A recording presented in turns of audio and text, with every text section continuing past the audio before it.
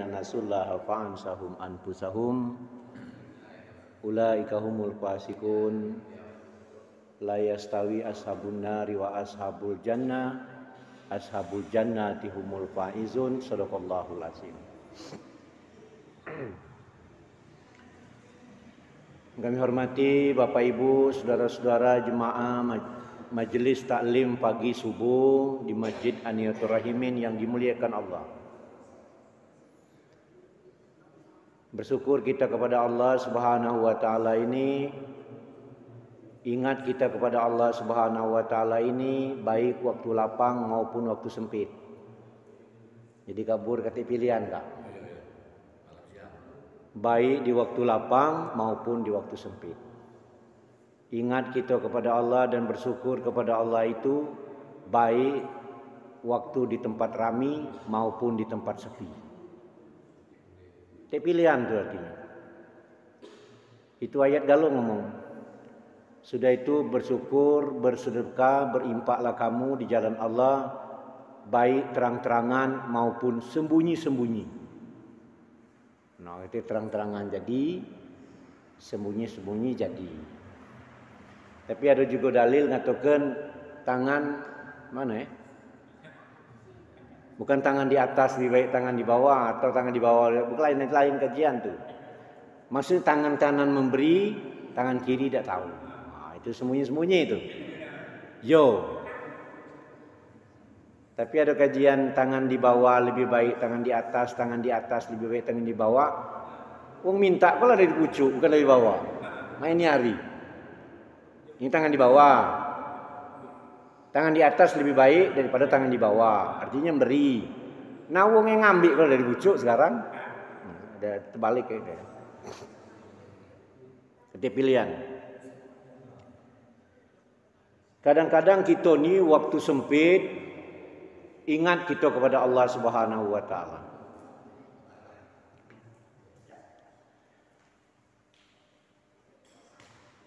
Banyak digambarkan di dalam surah Al-A'raf itu mengatakan bahwa ketika seseorang di tengah lautan dihempas badai nak kelebu perahu ini, nanya ingat pada Allah, ya Allah, tolong sampaikan aku ke daratan karena istriku nunggu, anak aku nunggu. Itu nelayan itu digambarkan. Kage menakulah ke daratan, aku ingatnya anakku ini dengan kau ya Allah. Setelah diselamatkan oleh Allah, lah sampai ke daratan. Haram, kata Yuang Rawasil itu haram najis. Kalau nak ingat dengan sok lagi yang dikatakan tadi itu. Waktu gelombang tadi, ada kekeruan, segala bacaan dibaca. Nah, sudah digambarkan. Nah, kita jangan sampai artinya termasuk dalam golongan ini. Maksudnya tuh kan. Jadi ingat di waktu sempit, di waktu lapang, sempit ialah lapang tambah lagi. Maka Nabi Allah Sulaiman tu ngatakan berdoa kepada Allah, ya Allah, apakah aku inilah sudah kau jadikan orang yang paling kaya di dunia ini? Nabi Sulaiman tu. Iyo, dijawab oleh Allah. Dak kati lagi wong lain selain aku, dak kati. Nah, aku mohon kepadamu ya Allah. Jangan ada lagi wong sesudah aku ni, wong yang kayo cak aku ini. Ngapo dia Allah itu ini dalam gambaran dalam ininya.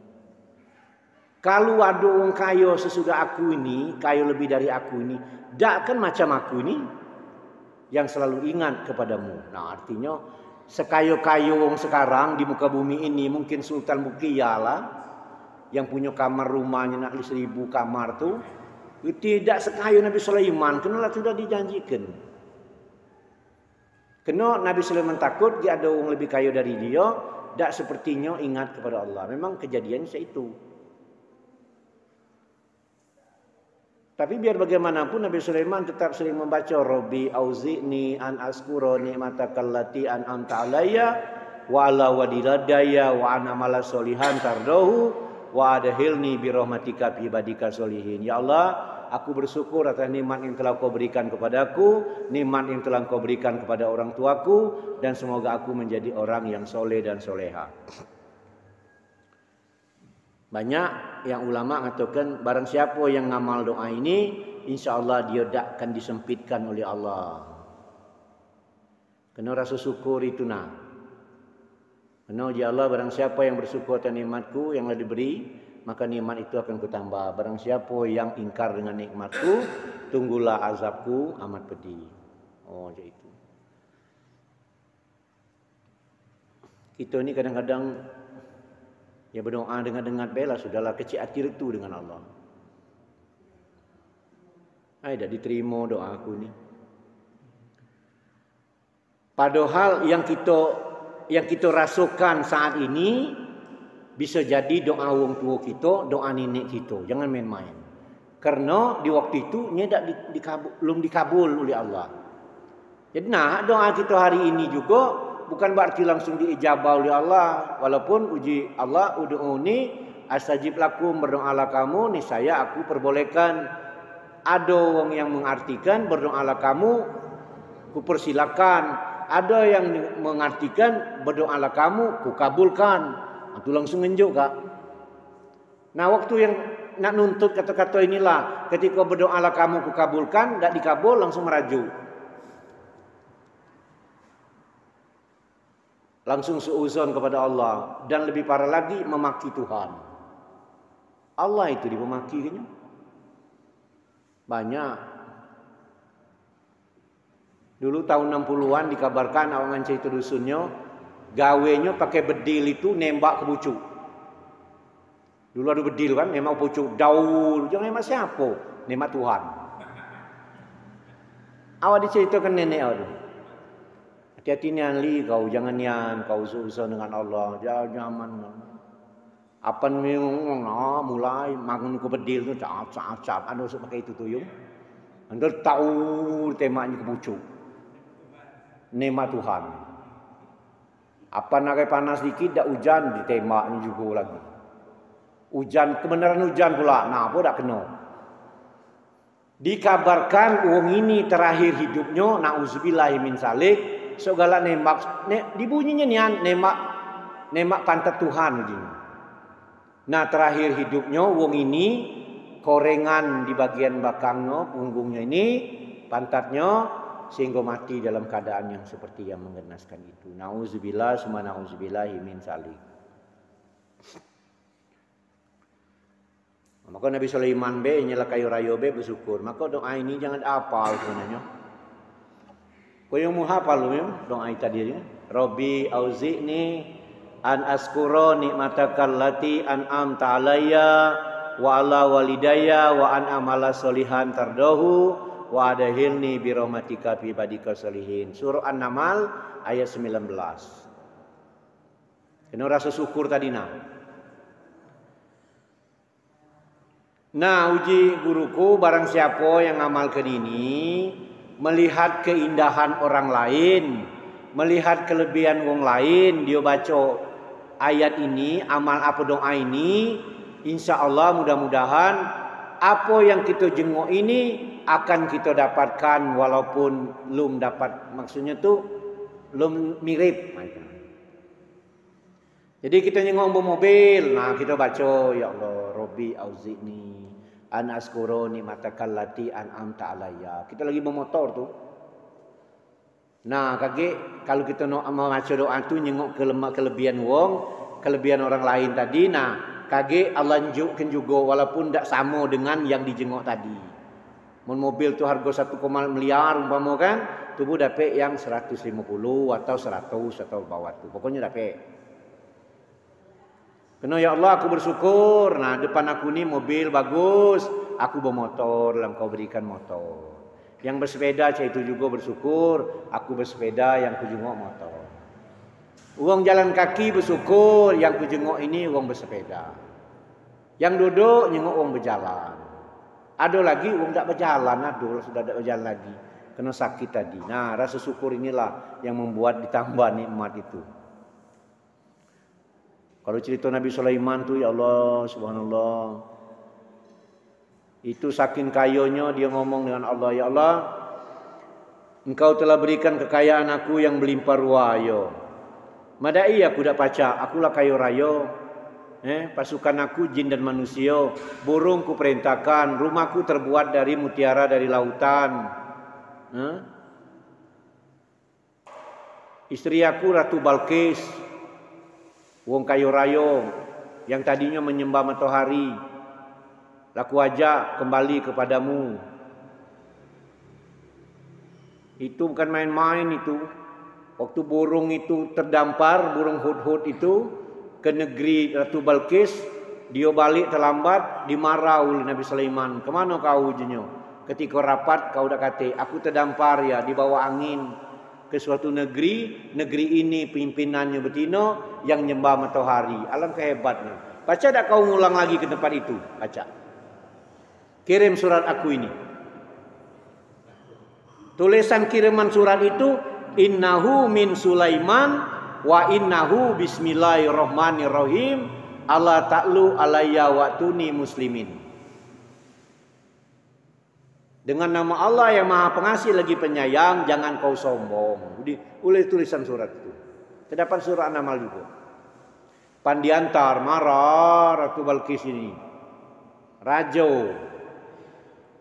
Dikumpul lagi oleh Nabi Sulaiman, makhluk ini pasukannya. Siapa yang pacak aku nak undang Nabi ini, Ratu Balkis. Siapa yang pacak bawa singgasananya ke sini? Nunjuk bangsa jin. Aku pacak bawa singgasananya dalam waktu sekejap. Sekejap tu tap sekejap tu. Ada lagi yang nunjuk tangan bangsa manusia tapi dia orang yang taat pada Allah. Ya Nabi Sulaiman, aku pacak menghadirkan ini singgasana ini Ratu Balkis itu matolum berkedip. Nah, lebih pakam lagi ini. Aju.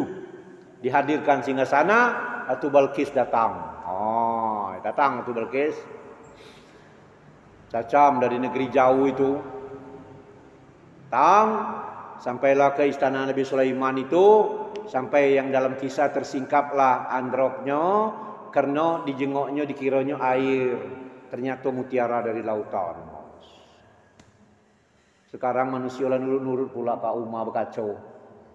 Ada baru kawa keundangan nak datang ke tempat dalam itu pakai kacau.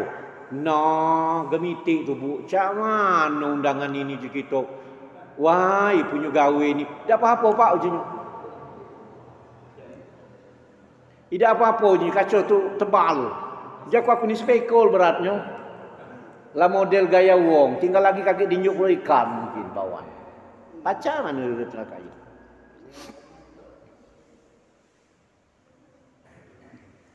Ratu Balkis jadi istri Sulaiman dan kemudian Nabi Sulaiman terkagum-kagum dengan Ratu Balkis.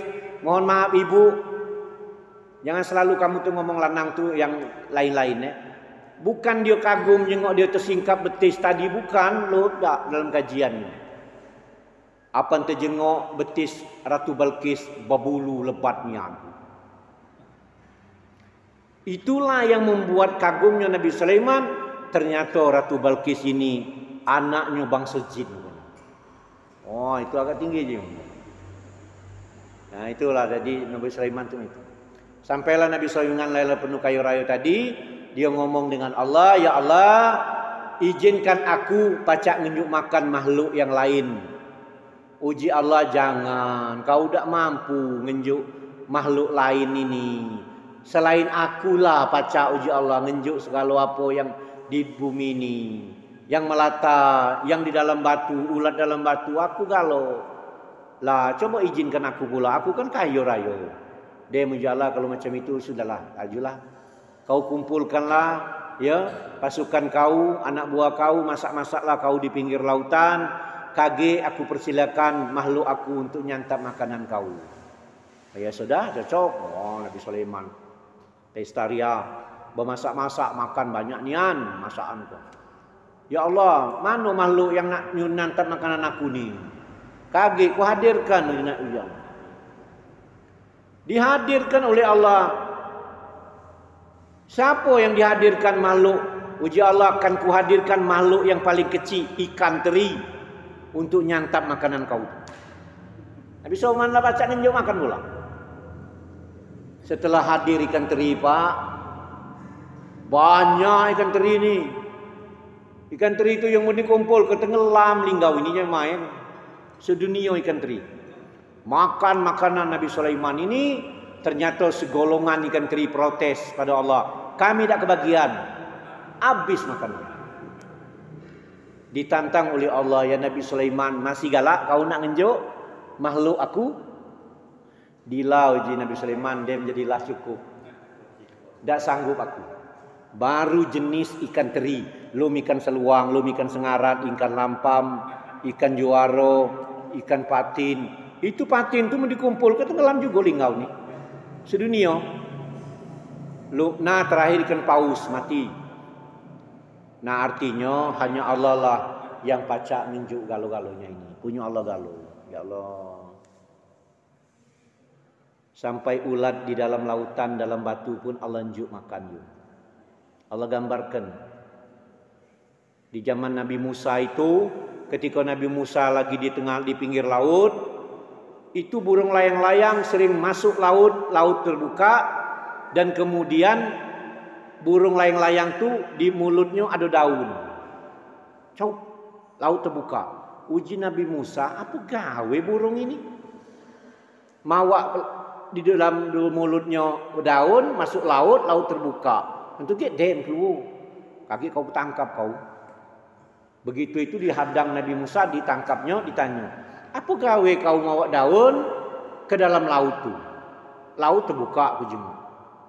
Aku diperintahkan oleh malaikat pemberi rezeki membawa yaitu daun itu diperintahkannya untuk menunjuk ada ulat di dalam laut, di dalam batu, di dasar lautan. Nah itu Pak gambaran-gambarannya. Aku yakin tidak ya kita ni. Jadi apalagi kita yang melatak sini ke sana itu syarat baik. Yo. Sekarang kalau banyak nian ada macam-macam. Nekan-nekan handphone ya yung dapat rezeki. Subhanallah. Dari bis macam-macam. Ada orang goyang-goyang kaki. Goyang-goyang kaki 10 tahun beli mobil, beli rumah. Kita lah ngiri. Lemak nian wong tu goyang-goyang kaki. Dia punya tukang jahit. Punya tukang jahit, goyang-goyang kaki nian. 10 tahun dia beli mobil, dia beli rumah, kita ngiri, pasti ada ilmu. 10 tahun penghasilan seharinya 300. Sebulan 9 juta kali 10 tahun, wajar baiknya beli mobil, beli rumah. Contoh orang berkipas baik. Lemak ni yang sanu tu berkipas, aku setengah mati nyari duit, dia berkipas, lah menggun rumah, beli mobil, kita lah ngiri, lah ngomong dia macam-macam. Yang punya nyual sate kan? Nyual sate itu kan berkipas. Allahu Akbar. Nah jadi kita ni kadang, nah makanya ketika kita nyengok keberhasilan orang lain, dah kata lain, salah satunya amalan tadi, amalan ini. Aku ngamal maksudku, kena aku ni ngamal juga, jadi ngajak kamu. Karena uji Allah nyuk tahu orang lain ketika amalan kamu tu ada kebahagiaan ini. Aku ngamal itu. Robbi auzi'ni. Kada nian kita jengok rumah yang bagus nian ya Allah. Robbi auzi'ni anaskuru nikmataka allati an'amta alayya wa ala walidayya wa ana mala solihan tardahu wa adhilni bi rahmatika bi ibadika solihin. Nyengok agam itu. Kata lain. Aku baru-baru ini nyengok ada orang rumah di Linggau. Bagus nian. Baru terjengok dalam Facebook, kugari, lum dem rumah itu yung, ku jengok dari jauh, Robbi auzi'ni. Sengaja ni anak kau ni anak. Alang kailu aku. Dah setahu lagi, awalnya tahu ke? Ilu ni anu rumah di bawah, di sana, cacam gitu. Awak dari jauh tu, bermotor orang nyarinya. Kena nak tahu ni yang di mana jaku. Penasaran. Nah, bukan hal lain, bukan kagum baik. Wong itu bisa mangun seperti itu, kita maco itu, kita jengok, tapi kembalinya hanya kepada Allah. Punya Allah galau. Dari permai 1 sampai permai 19 tu, jengoklah dewe. Punya Allah galau. Nah, tu baik kita nak ngomong. Maka Hamka itu ketika ditanya, masih profesor tinggal di apanya tu Cempaka Putih, di rumahmu Cempaka Putih, uji Hamka Bukan rumahku itu. Nah, bingung itu. Lah jadi pun rumah siapa itu nyo? Mau aku dengan rumah nyo, itu tuh punya Allah. Nah, terkejut juga wong itu. Nah, ya benar juga Nah, kita juga itu punya Ya, kita punya Allah, ada punya kita yang kita punya. Dari sekecil apapun hanyalah punya Allah. Lillahi ma fis sama wa ma fil ar wa in tubdu ma fi anfusikum aw tufu yuhasibukum bihillah. Yaghfiru liman yasha wa yu'adzibu man yasha wallahu ala kulli syai'in qadir. Artinya segala apa yang di bumi di langit ini punya Allah ya. Apa yang ada dalam hati kita Allah tahu. Jadi langit, bumi, segalanya punya Allah. Apa yang di dalam hati kita Allah tahu. Nah, Allah tahu ini yang penting. Nah, tinggal lagi kita ni naklah ingat kepada Allah Subhanahu wa taala. Macam mana ni yang ingat apa iling baik. Tidak, maksudnya tu di waktu solat dia berusaha lah untuk solat. Membaca berjemaah alhamdulillah. Munida dem, pokoknya solat. Intinya tu agama ini jangan perlu mudah, jangan dimudah-mudahkan. Yo. Nah, tinggal lagi kita ini membaca itu, ya beribadat kepada Allah itu jangan perlu nak dihilangkan, jangan cak solat ini seminggu sekali, cuman ngadang Jumat baik. Yo ngadang Jumat baik. Nah Jumat demam, tinggal lagi dem Jumat depan. Yo. Nah, yang hebat lagi ada orang setahun sekali ngadang solat Idul Fitri, Idul Adha. Jangan dia ni diomongkan uangnya lain, pahamnya lain atau kepercayaannya lain, marahnya luar biasa. Tapi gambarannya tentang ibadat ini terutama. Baca berjemaah, tak. Nah, kalau jangan pula wong memponis. Yo. Kadang ada ibu-ibu, "Oi, lanang solat di masjid." Wajib lanang di masjid. Di rumah dak. Dak sakna lah kamu dak sapulo di rumah muat balaknya. Jadi ada kawan aku, "Jaku anak kamu masih ngaji di mana?" Laku berhenti tat. Ngapo ngaji berhenti? Kena gurunya tuh ngomong anak aku balik marah-marah aku gara-gara aku semayang di rumah dikatanya dak sah. Lah uji seorang tua tadi. Ini nyata cerita ni. Cerita ni langsung ke aku. Bukan uji wong. Karena aku ni hobi bertanya. Lah ngapa uji aku? Diberhentikan anak ngaji tu. Anak aku tu balik dari dia itu ngomongkan bahwa solat di rumah itu tak sah. Uji siapa uji? Kan marah-marah anak itu. Baca marah-marah puluh ayahnya. Atau uji gurunya. Jangan nunggu besok lagi nak, berhenti kau dari situ.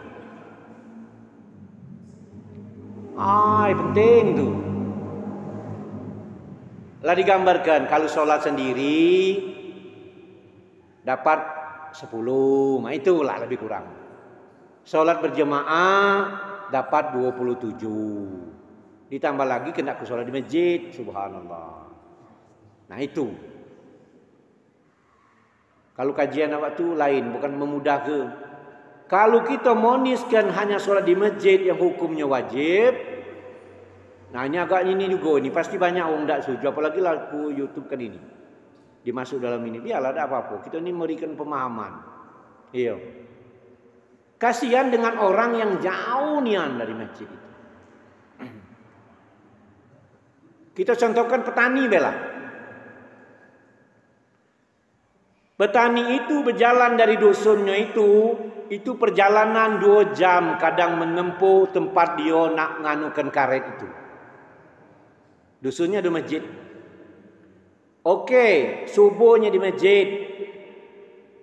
Subuh tu 6, anggap dia berangkat dari rumah 6, 7, 8. Jam 8. Nah, mulai nganu karet. Nanya nak ngejar sohor di masjid juga. Di dusunnya perjalanan 2 jam. Nganu karet ko motong karet ko lumdem. Balik dia. Dem sohor pergi lagi.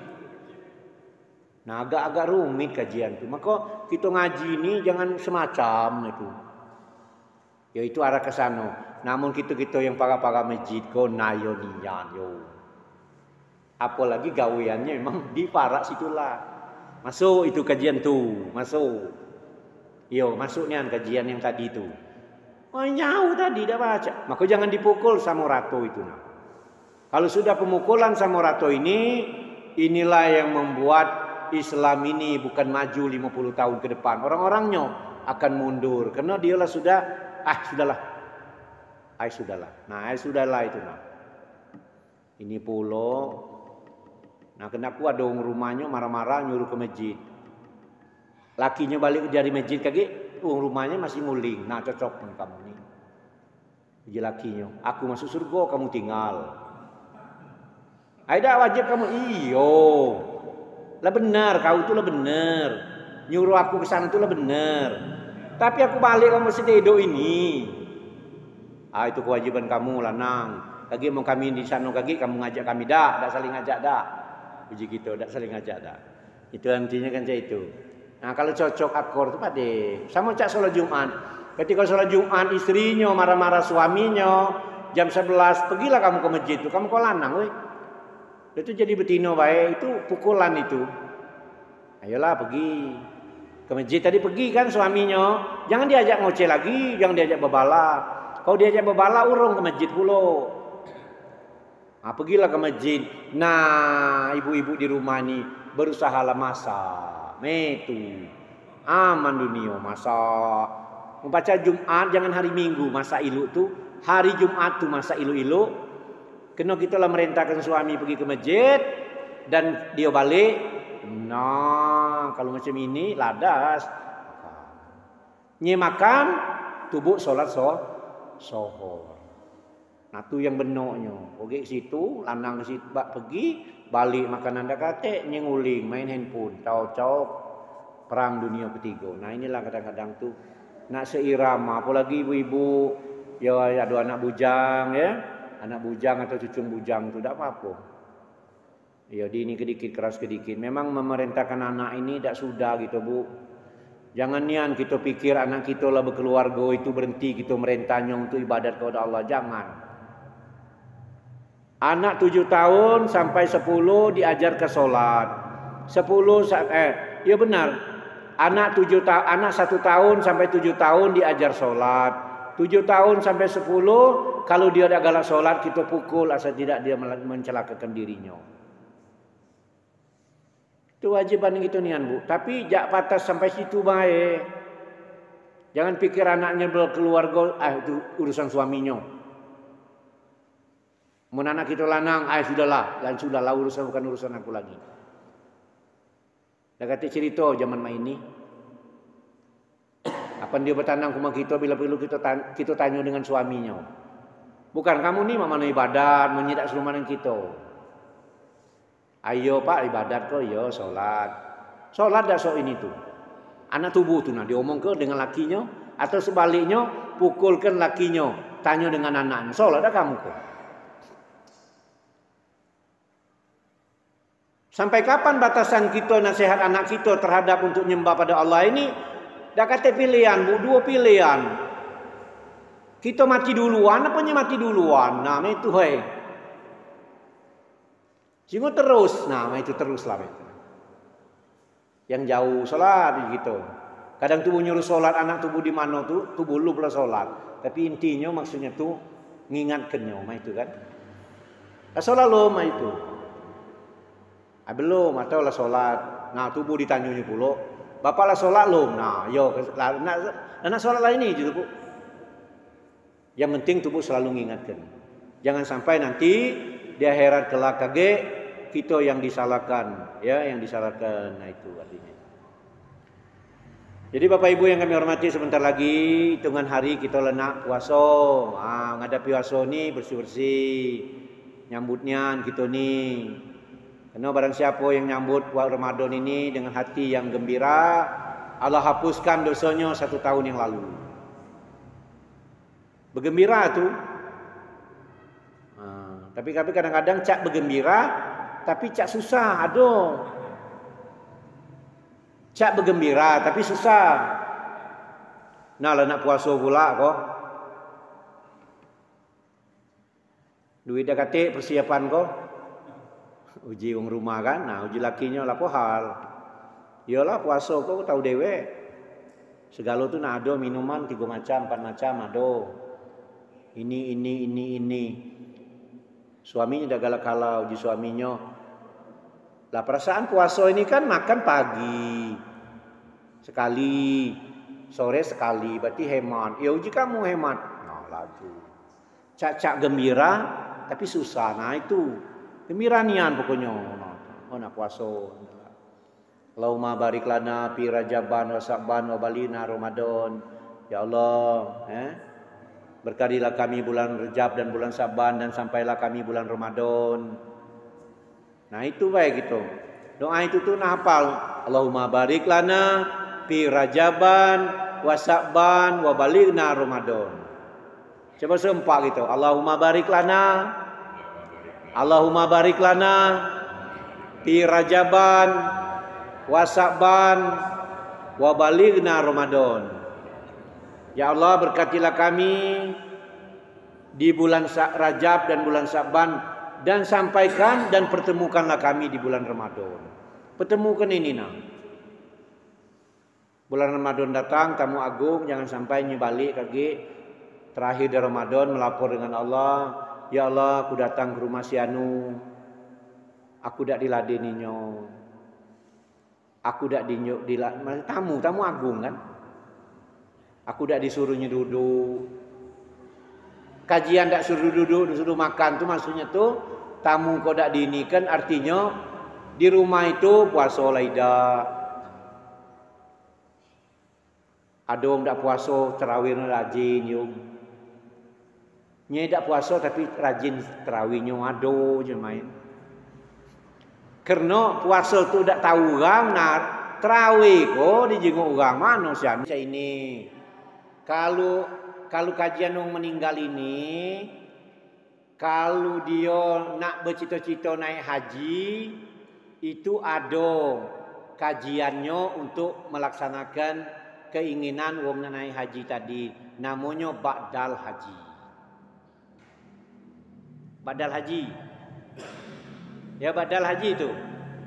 Kalau orang yang masih hidup punya niat, nazarnya nak ngapo, nak memberikan sesuatu kepada orang lain, sampai dia mati dia tak terbayar, maka itu kewajiban anak-anaknya untuk membayar sesuatu itu.